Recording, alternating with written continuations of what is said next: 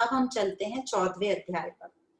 जो 14वां अध्याय है उसका नाम है गुणत्र विभाग योग।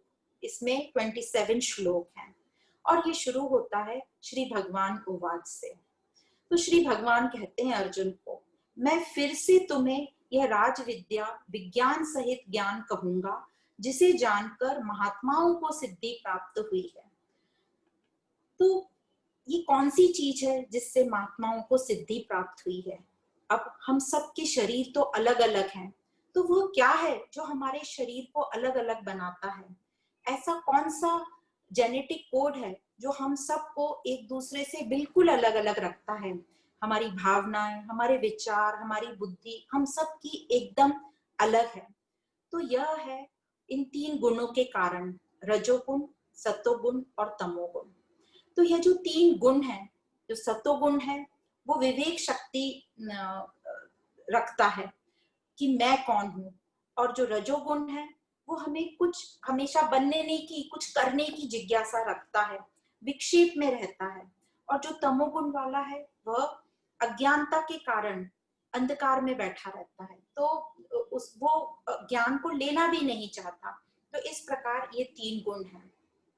तो जो बंधन हमें बताया था प्रकृति से होता है और उसके कार्यों से होता है, पर जो प्रकृति का तो हमने अभी विवरण पढ़ लिया, जो 13वें अध्याय में बताई थी प्रकृति। अब जो प्रकृति के कार्य हैं, जो गुणों से होते हैं, वह बंधन का कारण बताया है और उससे छूटने के लिए ये 14वां अध्याय बताया है, इसलिए इसका नाम गुणत्र विभाग योग रखा गया है। तो 3 गुण हमें समझे और कि ये 3 गुण हैं और ये 3 गुण हमारे बंधन का कारण है। पर पहले तो हम ये समझें कि हम सब क्यों नहीं ये कर पा रहे हैं, क्योंकि हम सब अपने मन से चलते हैं। और ये जो मन है हमारा, यह मन बुद्धि कैसे चलते हैं? हमारी इच्छाओं से, वासनाओं के कंट्रोल में है। मतलब हम सभी इस मन के गुलाम हैं। पर ये मन है क्या? तो ये मन जो है हमारे सूक्ष्म शरीर का हिस्सा है। सूक्ष्म, यह जो स्थूल शरीर नहीं है। कई लोगों को लगता है ये मन एक ऑर्गन है, जैसे हार्ट होता है, ब्रेन होता है, वैसे मन भी ऑर्गन है। मन कोई ऑर्गन नहीं है। सब लोगों ने, साइंटिस्ट लोगों ने पूरे शरीर की चीर फाड़ करके देख लिया है, उनको मन कहीं नहीं दिखता। तो मन ये ऑर्गन नहीं है, इसलिए इसको स्थूल शरीर में नहीं बोला गया है, इसको सूक्ष्म शरीर में बोला गया है। तो ये ना तो ब्रेन का पार्ट है ना हार्ट का पार्ट है। तो कभी किसी ने मन को देखा भी नहीं है। पर ये जो मन फिर है क्या? तो ये मन है विचारों की धारा।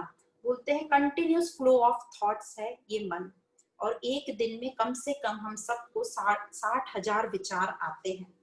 तो इनमें से मैं कौन हूँ, मैं कौन सा विचार हूँ, हम पकड़ने जाएं तो हम पकड़ने जाते हैं तो वो एक विचार को, जैसे ही पहले विचार को पकड़ते हैं और दूसरी की तरफ जाते हैं, तो कम से कम 500-700 विचार बीच में निकल जाते हैं। इसका मतलब ये बदलते जा रहे हैं। और मैं तो बदलने वाला नहीं हूँ, हम तो आत्म स्वरूप हैं जो कभी नहीं बदलता, जो स्थिर है। मतलब मैं मन भी नहीं हूँ, तो ये मन चेतनता भी नहीं है।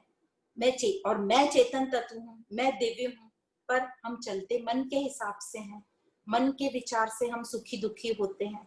तो यह जो हम मन के विचार से सुखी दुखी होते हैं, सुखी दुखी हम हो रहे हैं और होते रहते हैं, ये मन के विचारों से होते हैं। इसका मतलब हम ये बाहर प्रकृति का सुख ले रहे हैं और दुख ले रहे हैं, ये हमारा सुख नहीं है। और अध्यात्म जो सुख और आनंद की बात कर रहा है, वो अपने स्वरूप के आनंद की बात कर रहा है, जो आनंद कभी खंडित नहीं होगा। जैसे अभी तो हम सुखी होते हैं फिर दुखी हो जाते हैं, टेम्पररी सुखी होते हैं फिर दुखी, उसमें भी ग्रेडेशन आता है, कभी थोड़ा दुख सुखी, कभी ज्यादा सुखी, कभी बहुत सुखी, बहुत आनंद में। पर जो स्वरूप का आनंद है उसमें ये फ्लक्चुएशन नहीं होता, वो एक जैसा रहता है, अखंड और हमेशा परमानेंट आनंद। तो अध्यात्म जो बात कर रहा है वो हमारे स्वरूप के सुख और आनंद की बात कर रहा है। तो हम जो खोज कर रहे हैं वो परमानेंट की खोज कर रहे हैं, नित्य और स्थिर की खोज कर रहे हैं। क्योंकि हम सबको चीज चाहिए जो हमेशा बनी रहे। हम छोटी छोटी चीजें भी मार्केट से खरीदने जाते हैं तो हम देखते हैं इसकी ड्यूरेबिलिटी कितनी है, ये कितने दिन चल जाएगा। और ये जो परमानेंट चीज है जिसके लिए हम ट्राई कर रहे हैं, वह एक ही है, सच्चित आनंद स्वरूप, अपना स्वरूप, आत्मा, ब्रह्म, उसकी हम बात कर रहे हैं। और आध्यात्मिक ज्ञान जो आनंद की बात कर रहा है वह इसी स्वरूप के ज्ञान की बात कर रहा है, जिस पर मन के विचारों का कोई फर्क नहीं पड़ता। जैसे इलेक्ट्रिक करंट जो है, उस इलेक्ट्रिक करंट के होल्डर्स में आप कोई भी बल्ब लगा दो, छोटा बड़ा, या पूरी एक लड़ी लगा दो बिजली की, लाइटिंग की, उसको कोई फर्क नहीं पड़ता। इसी प्रकार स्वयं जो है इन विचारों से परे है, बहुत दूर है इनसे। जो इन विचारों, दूर इसलिए बोल रहे हैं क्योंकि अभी हम बहुत आसक्ति हैं, हालांकि है तो वो बिल्कुल हमारे पास ही। तो जो इन विचारों को दृष्टा बनकर ऑब्जर्व करता रहता है कि ये मैं नहीं हूं, ये मैं नहीं हूं, तो वह उस सत्व के पास पहुंच सकता है और वह समझ लेता है कि ये जो मन है ये 3 गुणों के प्रभाव से चल रहा है। मन जो है अंतःकरण का पार्ट है और ये जो 3 गुण है वो अपने प्रभाव से इस मन को चला रहे हैं और ये 3 गुण हमको बांध रहे हैं। अब हर एक में ये 3 गुण है और हर एक में तीनों गुणों का प्रमाण अलग अलग है। इसी कारण हम विभिन्न प्रकार के स्वभाव देखते हैं, विभिन्न प्रकार की भावनाएं देखते हैं, व्यवहार देखते हैं। एक दिन में भी एक व्यक्ति का जो 3 गुण है उनका प्रमाण चेंज हो सकता है और चेंज होता ही है। सुबह यदि आप मंदिर में हैं तो आप सात्विक विचारों में हैं, आपके सामने किसी ने अपने मन लायक काम नहीं किया तो आप तामसिक राजसिक विचार में आ जाओगे, आपके लायक काम नहीं हुआ, क्रोध में आ गए, राजसिक गुण में चले जाओगे। तो इस प्रकार ये तीनों गुण अलग अलग चेंज होते रहते हैं, दिन भर में भी चेंज होते रहते हैं। अब हम सभी जन्मे हैं इन 3 गुणों के साथ, पर अज्ञानतावश हमने अपने आप को जो शरीर मान लिया है, ये 3 गुण मान लिए हैं, तो इसलिए हम अपने सत स्वरूप से थोड़ा थोड़ा दूर हो गए हैं और थोड़ा थोड़ा करके बहुत दूर हो गए हैं। अब इन तीनों गुणों का, तमोगुण, रजोगुण और सतोगुण, तीनों का अपना अपना इंपॉर्टेंस है। जैसे तमोगुण जरूरी है, थोड़ा तमोगुण, उसी से हमें निद्रा आएगी जिससे हम रेस्ट कर पाएंगे। रजोगुण एक्टिविटी, मतलब कर्म करने की जो इच्छा देता है, तो थोड़ा रजोगुण भी चाहिए जो हमें कर्म करने को एक्टिव बनाए रखेगा। और सतोगुण तो शुद्धता है, हमें दिव्यता प्राप्त कराता है। तो सबसे श्रेष्ठ जो है सतोगुण है और हमारी कोशिश यही रहेगी कि हम अपने तमोगुण और रजोगुण को मैक्सिमम सतोगुण की तरफ शिफ्ट करें। अब ये जो संस्कृत में गुण का अर्थ होता है रज्जु, रज्जु मतलब रस्सी। तो रस्सी हम सबको पता है, हम रस्सी यूज करते हैं बांधने के लिए। तो तात्पर्य यह है कि यह जो 3 गुण है ये प्रकृति का ही हिस्सा है, ये जड़ है, पर मानो हमको इस आत्म तत्व को मानो शरीर के साथ बांधे रखता है, मानो बांधे रखता है। रियल में तो आत्मा को कोई नहीं बांध सकता, पर हमें ऐसा हमने मान लिया है कि वो हमें बांधे रखा है और आत्मिक पावर को, हमारी आत्मिक शक्ति को उजागर नहीं होने देता, ढके रखता है। पर ये जो 3 गुण का असर आत्मा पर नहीं होता, जैसे हम पढ़ते आ रहे हैं कि आत्मा का गुण है निर्लिप्त रहना। तो आगे श्री भगवान कहते हैं, हे भारत, सभी में जो बीज है, मतलब जितने भी प्राणी हैं, उन सब में जो आत्मा है वो परमात्मा से आया है। तो परमात्मा सबका पिता हुआ, तो परमात्मा को पिता की उपाधि दी गई है क्योंकि बीज उसका है। और जो प्रकृति है जो हमारा लालन पोषण करती है, उसको माँ का दर्जा दिया गया है। तो शरीर, ये जो प्रकृति है, शरीर, ये हुई माँ। तो बीज का ज्ञान न होने के कारण हम सब बंध गए, क्योंकि हमें जो अपना मूल का ज्ञान नहीं है, इसलिए हम बंधते जा रहे हैं इन वासनाओं में। तो ज्ञान से यदि हम इस गुणों का प्रोसेस समझ लें, स्पष्ट समझ लें कि ये गुण क्या करते हैं और कैसे हमें बांधते हैं, तो हम स्वतंत्र हो सकते हैं और हम अपने आप को, अपने स्वरूप को प्राप्त कर सकते हैं। तो अब ये स्वतंत्र करने का प्रोसेस क्या है? तो सबसे पहले तो ये पता करना पड़ेगा कि ये बंधन कैसे कर रहा है, ये क्यों हमें कैसे बांध रहा है। तो जैसे कि ये तीनों गुणों की प्रॉपर्टीज तो हमने समझ ली। तमोगुण जो है वो आलस और अज्ञानता पूर्वक होता है, और ये जो तमोगुण में जो लोग रहते हैं, जो व्यक्ति रहते हैं, वे बहुत ही सेल्फ सेंटर्ड रहते हैं, सेल्फिश से भी ऊपर वाले, सेल्फ सेंटर्ड से व्यक्तिगत फायदा देखते हैं। और जो रजोगुण वाले रहते हैं वे एकदम उत्तेजित प्रकार के रहते हैं, आक्रमणक रहते हैं, एकदम रिएक्टिव रहते हैं, अहंकार वाले रहते हैं और स्वार्थ वाले रहते हैं। और जो सतोगुण वाले रहते हैं ये प्रेरणादायक रहते हैं, इंस्पिरेशन मिलता है इनसे, ये समर्पण भाव में रहते हैं, आसक्ति रहित रहते हैं, स्वीकार भाव में रहते हैं और चेंज होने को हमेशा तैयार रहते हैं। तो ये जो ज्ञान है उसी के लिए है जो चेंज होने को तैयार है। अब ये गुण हमको बांधते कैसे हैं? तो सत्वगुण हमें कैसे बांधेगा? हमको लगता था सत्वगुण तो हमको बांध ही नहीं सकता, वो तो हमें शुद्धता की तरफ ले जाएगा, वो कैसे बांध सकता है? पर यहाँ बताते हैं कि कैसे सत्वगुण हमें बांधता है। तो सबसे पहले तो सत्वगुण की जो क्वालिटी है, ये निर्मल है, प्रकाशमान है और अनामय है। निर्मल मतलब जिसमें वासना रहित, बहुत कम वासना है। प्रकाशमान मतलब जो तेज, जो चेतन तत्व का रिफ्लेक्शन प्रकट करता है। अनामय मतलब विकार रहित। तो इस प्रकार ये सत्वगुण के गुण हैं।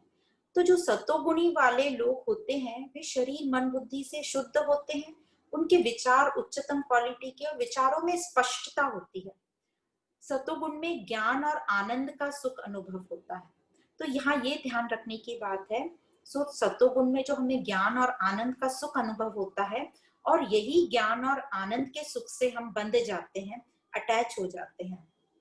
इसके लिए शब्द दिया है सुख संगेन, मतलब यह सुख को हम योगी या ज्ञानी अपना मान लेता है, और यह सुख तो है प्रकृति का, बाहर का सीमित सुख है, पर वो उसको अपना मान लेता है और उसके आगे प्रोग्रेस नहीं कर पाता, तो अपना स्वरूप नहीं जान पाता, अपने आप को उजागर नहीं कर पाता।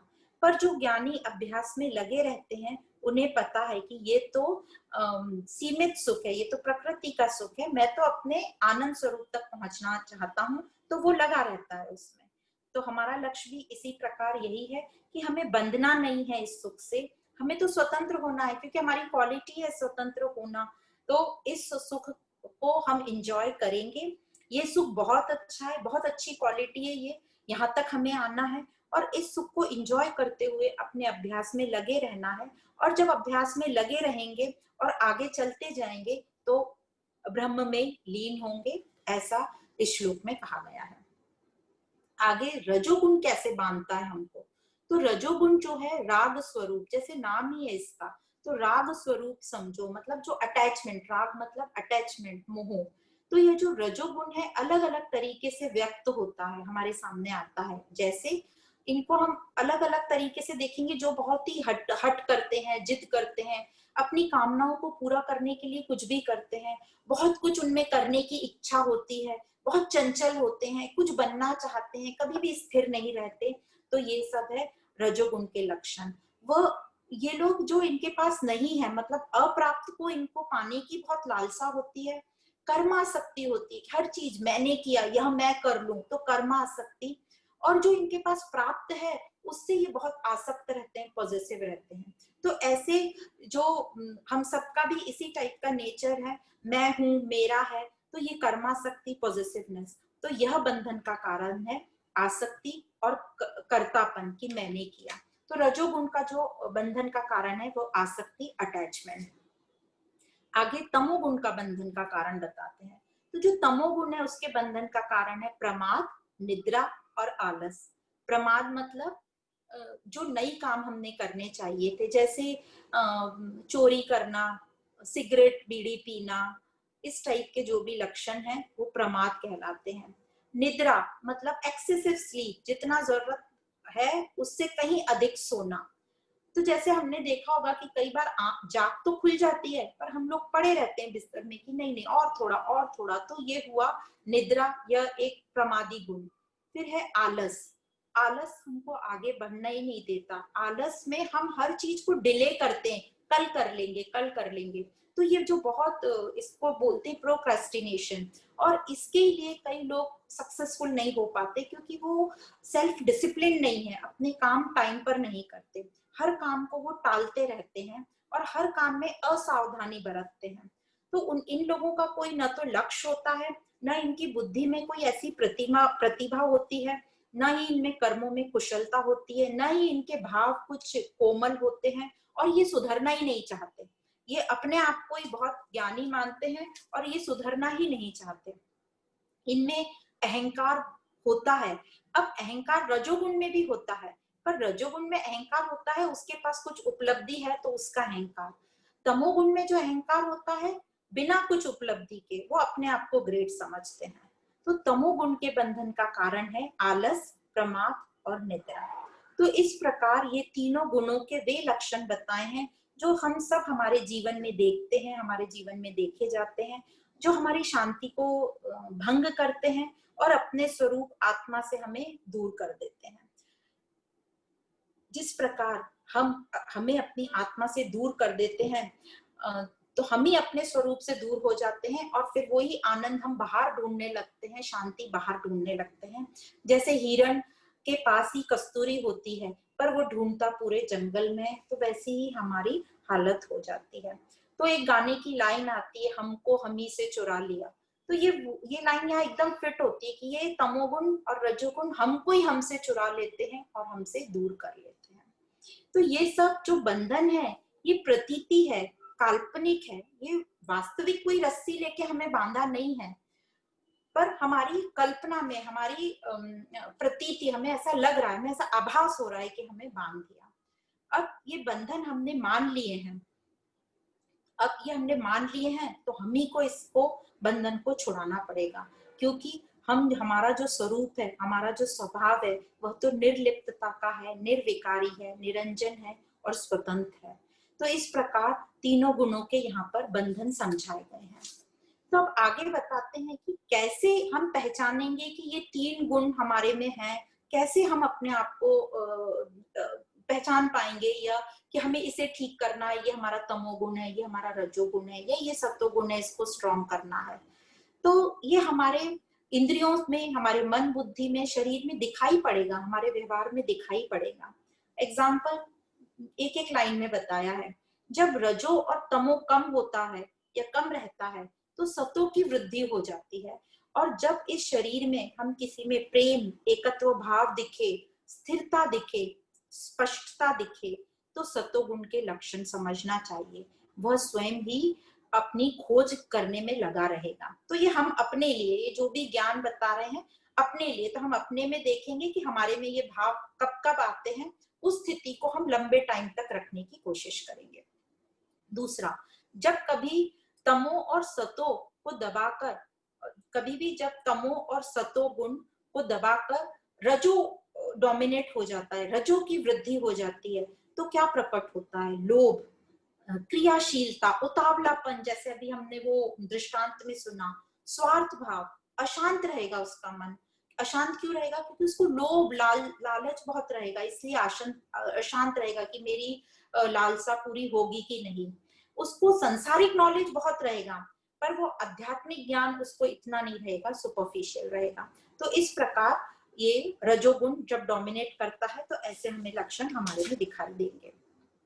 तीसरा, जब रजो और सतो को दबाकर तमो की वृद्धि हो जाती है तब शरीर में आलस दिखेगा, प्रमाद, हम गलत चीजें करने की हमारी इच्छाएं होंगी और हम अपने आप को रोक ही नहीं पाएंगे क्योंकि उसकी गति इतनी तेज होगी।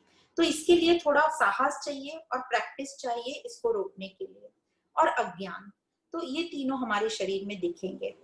और यह तमोगुणी वाले जब तमो की वृद्धि हो जाती है तो ये कोई भी कार्य करने को असमर्थ रहते हैं। जो काम नहीं करने लायक है वो तो करेंगे ही नहीं, पर जो बहुत इंपॉर्टेंट काम है, जो काम करने लायक है वो भी नहीं करेंगे। जैसे घर में किसी की तबीयत खराब है, इमरजेंसी है, दवा लेने की जाने की जरूरत है, तो भी वो टालेंगे कि शाम को चले जाएंगे, जब बाहर निकलेंगे तब ला देंगे। उनको उसका इम्पोर्टेंस ही नहीं पता रहता है क्योंकि आलस उनके ऊपर छाया रहता है। तो इस प्रकार वो किसी भी वस्तु को या किसी भी चीज को पाने का कोई प्रयत्न नहीं करते। उनको लगता है सब चीज हमें आराम से बैठे बैठे फ्री में मिल जाए। हर जगह वो सबकी गलतियां निकालते रहते हैं, किसी की बात मानने को वे तैयार ही नहीं होते, सबको गलत समझते रहते हैं और सब में सिर्फ गलतियां निकालते रहते हैं और पास्ट की बातें करते रहते हैं। तो इस प्रकार हमने देखा कि ये तीनों गुण में, व्यवहार में और इंद्रियों में हमें कैसे दिखाई देंगे। तो अब हमारा काम है कि इन तीनों गुणों को हमने समझ लिया है तो धीरे धीरे धीरे करके अपने तमोगुण को रजोगुण से खत्म करना है। एकदम से सतोगुण को तमोगुण, सतोगुण से तमो को नहीं खत्म कर सकते। उसके भी हमने एग्जाम्पल पढ़े भी थे पहले कि जैसे हम कोई एकदम आलस में और उसको हम जबरदस्ती सत्संग ले गए तो वो क्या करेगा? खुद तो सोएगा वहां पे, डिस्ट्रक्टिव एक्टिविटी करता रहेगा, अपना मोबाइल खेलेगा, आजू बाजू के लोगों को तंग करेगा, बहुत हिलेगा डुलेगा और आपको भी परेशान करेगा कि भाई चलो ना जल्दी, क्या सुनना है इसमें। तो इस तरीके से वो सबको डिस्टर्ब करेगा। तो तमोगुण को पहले रजोगुण से डिसॉल्व करेंगे, फिर जब हम रजोगुण में आ जाएंगे तो उसको हम सतोगुण से डिसॉल्व कर सकते हैं। तो जब हम सतोगुण की क्वालिटी आप उसमें रहोगे तो आपकी उन्नति होगी, और जब आप तमोगुण में ही पड़े रहोगे, अपने आप को ठीक नहीं करोगे, इस प्रकार ज्यादा से ज्यादा हम सत्वगुण में रहें तो हम और उसके बाद सत्वगुण में भी आने के बाद जैसे बताया बंधन में नहीं रहना है, अभ्यास ज्ञान चालू रखेंगे तो रिफाइंड सत्वगुण में आएंगे, और इस सत्वगुण से भी जो सतगुण है उसमें अपने स्वरूप में टिक पाएंगे, और उसी को कहते हैं गुणातीत होना और अखंड आनंद को प्राप्त करना। अब यहाँ पर सतोगुण, रजोगुण और तमोगुण वालों व्यक्तियों का व्यक्तित्व कैसा होता है उसके 4-5 पॉइंट दिए हैं, उसको हम समझ लेंगे। तो एक पॉइंट नंबर 1 है ज्ञान और ध्यान। तो जो सतोगुण वाला है उसका ध्यान हमेशा सत पर रहेगा, वो आत्मज्ञान में लगा रहेगा, एकत्व भाव रहेगा और संतुष्ट रहेगा। जैसे समंदर को हम देखते हैं तो कंटेंटेड फील आता है, संतुष्टता का फीलिंग आता है। रजोगुण वाले का ध्यान तो पूरे टाइम प्रकृति में रहेगा, चेंजेबल में रहेगा, हमेशा ये सोचेगा मेरे को कितना कहाँ से मिल जाए, मैं क्या काम कर लूं, मैं अपना प्रॉफिट कैसे 10 टाइम्स कर लूं। तो वो परेशान रहेगा और ज्यादा वो सांसारिक ज्ञान में उलझा रहेगा, स्वार्थ भाव में रहेगा। और एग्जाम्पल दिया जैसे नदी तेज भाव से बहती है, और उस तरीके से रजोगुण को कंपेयर किया नदी से या लहरों से कंपेयर किया है। तीसरा तमोगुण, तमोगुण का तो दूर दूर तक ज्ञान से कोई नाता नहीं रहेगा, न ही आध्यात्मिक ज्ञान न ही संसारिक ज्ञान। ध्यान पूरा उसका सोने में, आलस में जाएगा या चीजें टालने में कि कल करेंगे, आराम से करेंगे, जल्दी क्या है। बिल्कुल स्वार्थी रहेंगे, सेल्फ सेंटर्ड, उनको अपने अलावा और कोई भी नहीं दिखाई देगा। तो इनको कंपेयर किया है ठहरे हुए पानी, जो पानी ठहर जाता है कहीं तो उसमें फिर मच्छर मक्खियां हो जाती हैं और उसमें बदबू भी आने लगती है। अब आगे दिया है दूसरा पॉइंट अनुभूति, ये तीनों लोग कैसे अनुभव करते हैं। तो जो सत्वगुण वाला है ये हमेशा अवेयर रहेगा, सुजाग रहेगा, हर उसका ऑब्जर्वेशन बहुत स्ट्रांग रहेगा और प्रेजेंट में रहेगा, वर्तमान में रहेगा। जो रजोगुण वाला है हमेशा उत्तेजित रहेगा, उतावले पने में रहेगा और हमेशा फ्यूचर में रहेगा कि मुझे इससे कितना प्रॉफिट मिलेगा, ये करने से मुझे क्या मिलेगा। आप उनको कोई भी तरह की प्रक्रिया या ज्ञान दो तो इससे क्या होगा, इससे क्या होगा, इससे क्या मिलेगा, तो फ्यूचर में रहेगा, भविष्य में रहेगा। और जो तमोगुण वाला है ये तो हमेशा पास्ट में ही रहेगा, शिकायतों से भरपूर रहेगा। आप जब भी इनके पास बैठोगे तो पुरानी बातें ही करेगा और उनसे शिकायत है कि आज जो मेरी लाइफ खराब हुई है वो पास्ट के कारण हुई है, दूसरों पर ब्लेम डालेगा। तीसरा पॉइंट है कर्म। तो जो सत्वगुण वाला कर्म कैसे रहेगा, क्योंकि प्रेजेंट में है तो एकाग्रचित होकर अपने पूरे कर्तव्य कर्म करेगा, तो 100% कर्म का उसका प्रेजेंस रहेगा, 100% उसका मन प्रेजेंट में रहेगा। तो वो किसी और से कुछ एक्सपेक्ट भी नहीं करता है कि कोई और मुझे खुश करे या और कोई मेरे लिए ये काम कर दे। आसक्ति नहीं रहेगी, अहंकार रहित रहेगा, वह सात्विक भोजन करेगा। और उसकी कल्पना जैसे जानवरों में करी है, पशु पक्षियों में, तो सात्विक को गाय जैसा कहा है, तुलसी के पौधे जैसा कहा है, पीपल के वृक्ष के जैसा कहा है। और ऐसे सतोगुणी जो ऐसे कर्म करते हैं उनको महात्मा कहा जाता है। तो महात्मा किन्हें कहा जाता है, जो अपने अलावा अपने अपने स्वरूप से टिके हैं पर संसार के लिए काम कर रहे हैं, संसार के लिए अहिंसा, निस्वार्थ भाव ऐसे आंदोलन कर रहे हैं, तो वे कहलाए जाएंगे महात्मा। रहेंगे संसार में पर अपना उनका जो फोकस रहेगा अपने सत्स्वरूप के प्रति रहेगा। अब जो रजोगुण वाले हैं ये कर्तापने में, मैंने किया, मेरा है, तो आसक्ति रहेगी, अहंकार रहेगा, स्वार्थ भाव रहेगा, मुझे क्या मिलेगा, हर बार फ्यूचर में यही चिंता में रहेगा। उसका भोजन राजसिक रहेगा। तो जो सात्विक भोजन वाले हैं वो ताजा भोजन, फ्रेश शुद्ध भोजन करते हैं और युक्त भोजन, मतलब जितना जरूरी है उतना खाते हैं। जो राजसिक है वो थोड़ा सा जैसे राजसिक खाना जिसको बोलते हैं, बहुत मीठा, बहुत तला हुआ और बहुत ओवर ईटिंग करेगा। और जो पशुओं में उनकी तुलना होती है जैसे शेर से, और पेड़ पौधों में उनकी तुलना होती है पिक्चर प्लांट एक होता है जिसकी पत्ती जो रहती है कप के शेप की होती है, और जैसे ही कोई मच्छर मक्खी अंदर जाता है तो वो पत्ती का दूसरा हिस्सा उसको बंद कर लेता है, तो उसको पिक्चर प्लांट से कंपेयर किया गया है। और जो रजोगुण में है, जैसे सतोगुण वालों को महात्मा कहा जाता है, रजोगुण वालों को मनुष्य जैसे हम सब हैं कहा जाता है, क्योंकि ये सुखी दुखी होते रहते हैं, इनका ज्यादा प्रकृति से कनेक्टेड रहते हैं, सबके स्वरूप की तरफ इनका ध्यान नहीं रहता। अब तमोगुण, तमोगुण वाले हर चीज जैसे माना हमने टालते हैं, आलस में रहते हैं, द्वेष में रहते हैं, सब उनको कोई पसंद नहीं आता, द्वेष में रहते हैं। भोजन कैसा करते हैं, तामसिक भोजन करेंगे। तामसिक भोजन मतलब बासी भोजन, सूखा रूखा पुराना भोजन, ऐसा करेंगे। और इनको पशुओं से जो कंपेयर किया, इनको बुफेलो भैंस से कंपेयर किया। कहते हैं ना भैंस के सामने बीन बजाने से कुछ फायदा नहीं, क्योंकि उसको सुनाई नहीं देगा।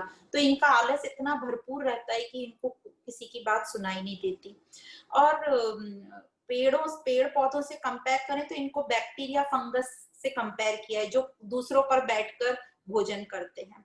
और जैसे सतोगुण वाले को महात्मा कहा है, रजोगुण वाले को मनुष्य कहा है, तमोगुण वाले को राक्षसी प्रवृत्ति का कहा है, जो दूसरों पर अत्याचार करते हैं बस खुद के प्लेजर के लिए, तो ये राक्षसी गुण हुआ।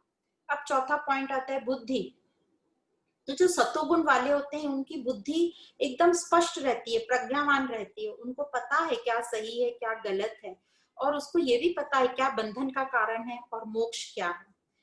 अब जो रजोगुण वाला है वो कंफ्यूज रहता है, व्याकुल रहता है, विचलित रहता है, तो गलत डिसीजन भी कर लेता है, भय में रहता है क्योंकि आसक्ति रहती है, मोह मोह में रहता है। जो तमोगुण वाला है उसको तो रॉन्ग और राइट से कुछ लेना देना ही नहीं है, बिल्कुल लापरवाह रहेगा और अपनी ही कोई भी बात को सही मानेगा। वो भय में रहता है, घमंड में रहता है और हमेशा शिकायत में रहता है। तो इस तरीके से ये 4 पॉइंट कवर किए। 5वां पॉइंट है इनकी लाइफस्टाइल कैसी होती है। तो जो सत्वगुण वाला है naturally simple living, high thinking, हमेशा शुक्रिया के मोड में रहेगा, धन्यवाद के मोड में रहेगा, अनुशासन बहुत रहेगा, सेल्फ डिसिप्लिन बहुत रहेगा, इसलिए हमेशा आनंद में रहेगा, समर्पण भाव में रहेगा, देने की प्रवृत्ति रहेगी उसकी, और श्रद्धा रहेगी अपने ऊपर और परमात्मा के ऊपर।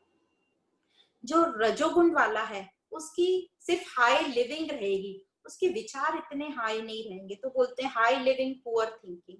अनुशासन नहीं रहेगा, डिसिप्लिन नहीं रहेगा, हर जगह लेट पहुंचेगा, भले ही उसका टैलेंट बहुत अच्छा है पर हर जगह वो लेट पहुंचता है तो लोग उसको पसंद नहीं करेंगे। तो यहाँ ये अनुशासन बहुत अच्छी एक क्वालिटी है, भले ही हमारे में कोई क्वालिटी ना हो या कम हो, पर यदि हम अनुशासित रहेंगे तो हमें चांस मिलता है आगे जाने का।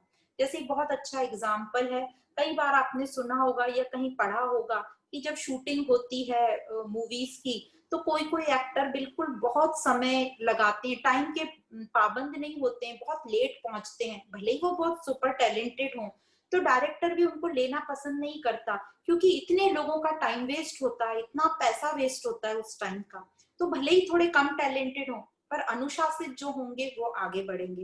तो डिसिप्लिन रखना, पंक्चुअलिटी रखना, ये बहुत इंपॉर्टेंट गुण है।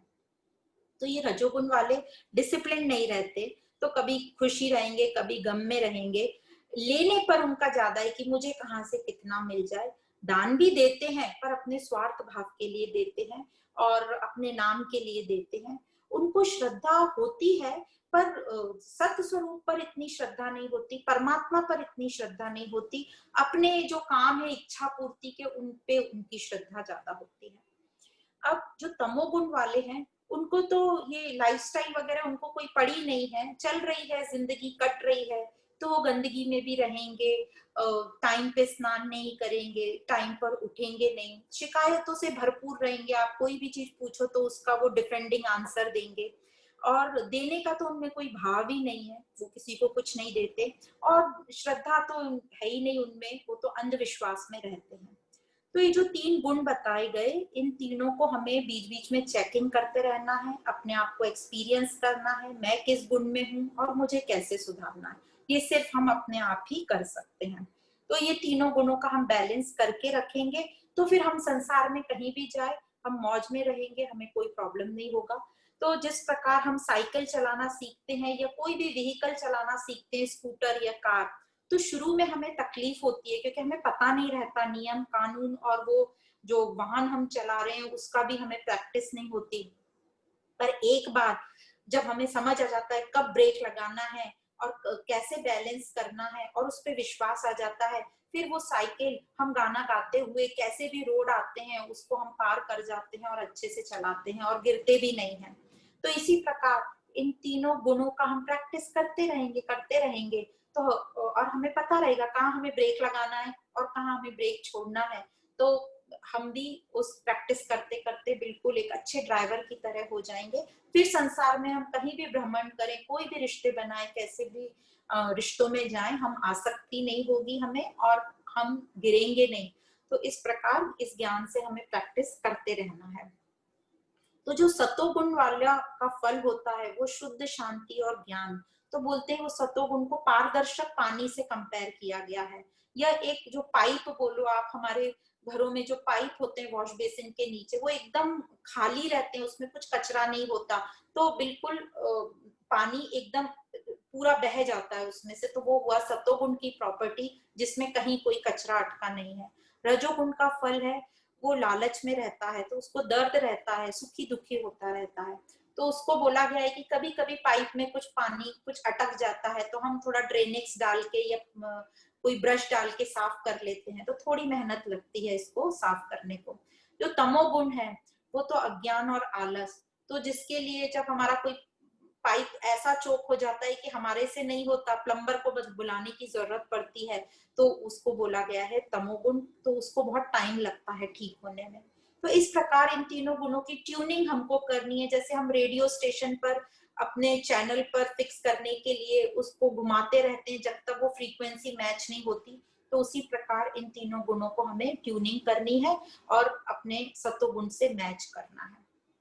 तो अर्जुन पूछते हैं ये गुणातीत के क्या लक्षण हैं और गुणातीत होने के उपाय बताइए।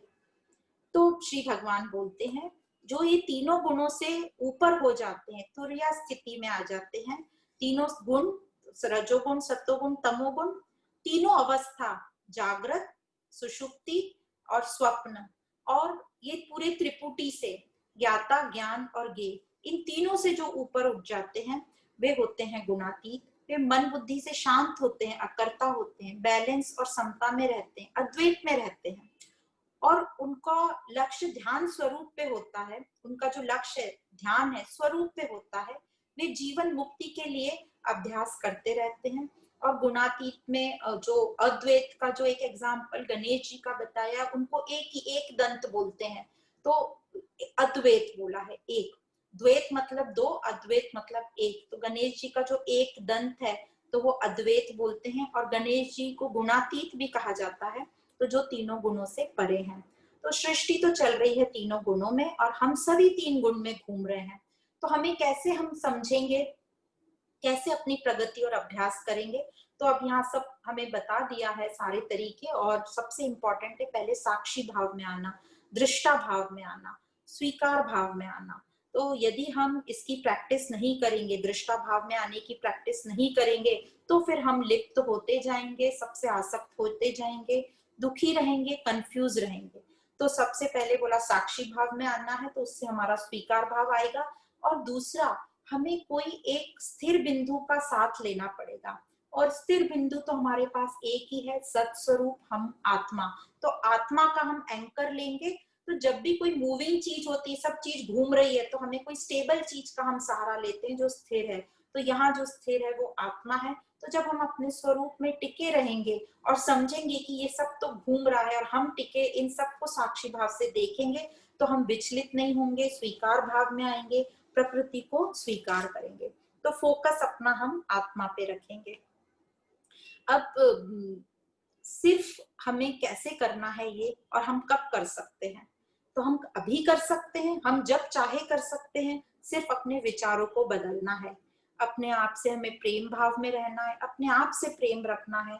तो प्रकृति के प्रति हम सुजाग रहेंगे। और जैसे बताया गया, प्रकृति अपनी माँ है, तो माँ को तो हम छोड़ नहीं सकते, और पिता हमको छोड़ता नहीं है, जो हमारा बीज है। तो हम पिता और माता दोनों की तरफ प्रेम भाव और श्रद्धा रखेंगे। और इसको करने के दो उपाय बताए हैं पहले भी, क्षमा करते चलो और शिकायत मत करो। तो इन दोनों से हमारे अंदर प्रेम भाव बढ़ेगा। प्रेम श्रद्धा हमें आगे तक ले जाएगी, क्योंकि ये श्रद्धा भाव है जो हमें निरंतर कुछ ना कुछ करवाता रहता है और आगे बढ़ाता रहता है। यदि हमें श्रद्धा नहीं रहेगी तो हमें प्रेरणा भी नहीं आएगी आगे जाने की। तो प्रेम और श्रद्धा हमें आगे तक ले जाएगा।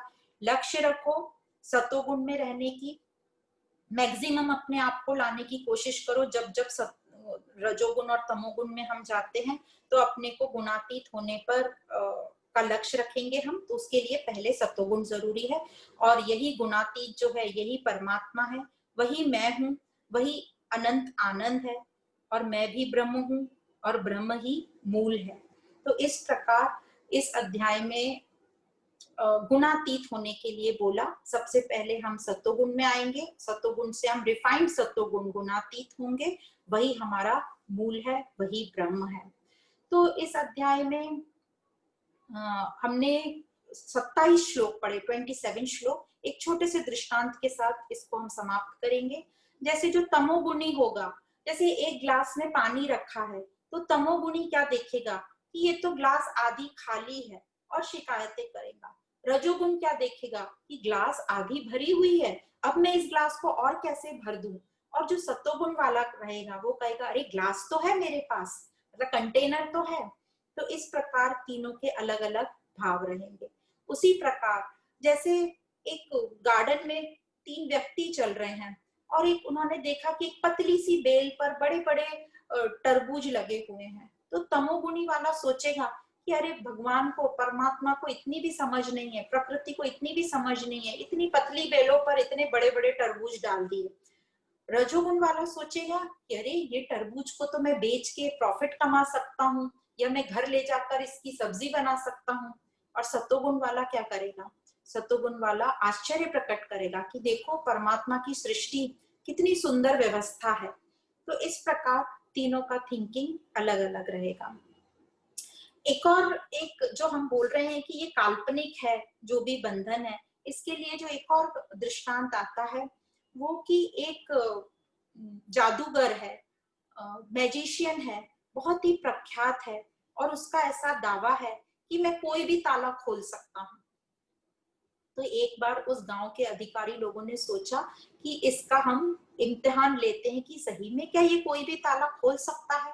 तो उसके लिए एक रूम बनाया गया, स्पेशल दरवाजा बनाया गया, और उस जादूगर को कहा कि इस रूम में तुम रहो और इससे बाहर निकलने की कोशिश करो, इस दरवाजे का ताला खोलो और निकलो बाहर। ये करके बता दिया तो हम मान लेंगे कि तुम एक प्रख्यात जादूगर हो। उस जादूगर ने भी चुनौती स्वीकार करी, और वो उस रूम में उसको बंद किया गया। और जादूगर अपने चाबियों के बहुत सारे ढेर सारे गुच्छे लेकर आया, और उसने अपने आप को हर चाबी उस ताले में लगाकर कोशिश करी कि ये ताला खुल जाए और मैं रूम के बाहर निकल जाऊं। वो पूरी शाम हो गई, उसने अपनी सारी चाबियां यूज कर ली, पर वो एक भी चाबी उस ताले को नहीं खोल सकी। फिर वो थक हार कर, शाम रात हो पड़ी थी, और वो दरवाजे से टिककर और नीचे बैठ गया। जैसे ही वो दरवाजे से टिककर नीचे की तरफ स्लाइड हुआ और बैठा, तो दरवाजा उसके प्रेशर से, उसके वजन से दरवाजा अपने आप खुल गया। कहने का मतलब कोई ताला था ही नहीं, तो चाबी की जरूरत ही नहीं थी।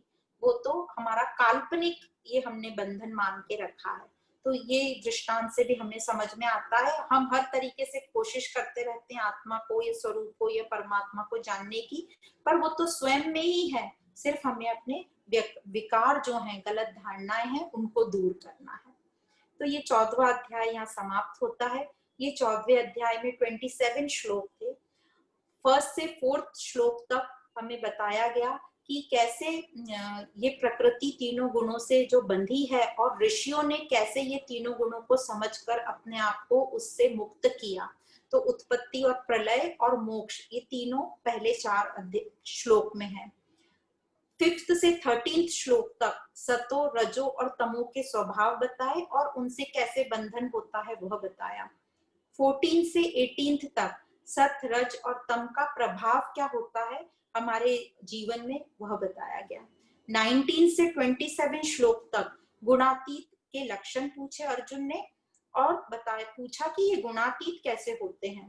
तो श्री भगवान ने गुणातीत के लक्षण बता दिए और गुणातीत कैसे होते हैं, क्योंकि हम अपने मूल से दूर हो गए हैं इसलिए गुणातीत नहीं हो पा रहा है। तो ये जो मूल स्वरूप है वो आगे जो ब्रह्म है, मूल है, उसको 15वें अध्याय में बताया गया है।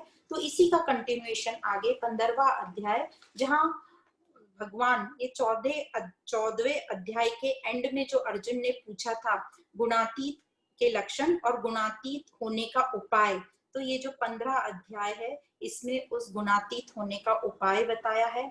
क्योंकि भगवान बोल रहे हैं कि जो मूल है, हम मूल को भूल गए और प्रकृति और इंद्रियों में उलझ गए, 3 गुणों में उलझ गए। तो मूल कहाँ है हमें पता ही नहीं, हम भूल गए मूल को। तो अब उस मूल को बताएंगे और मूल से हम कनेक्ट कैसे होंगे वह बताएंगे।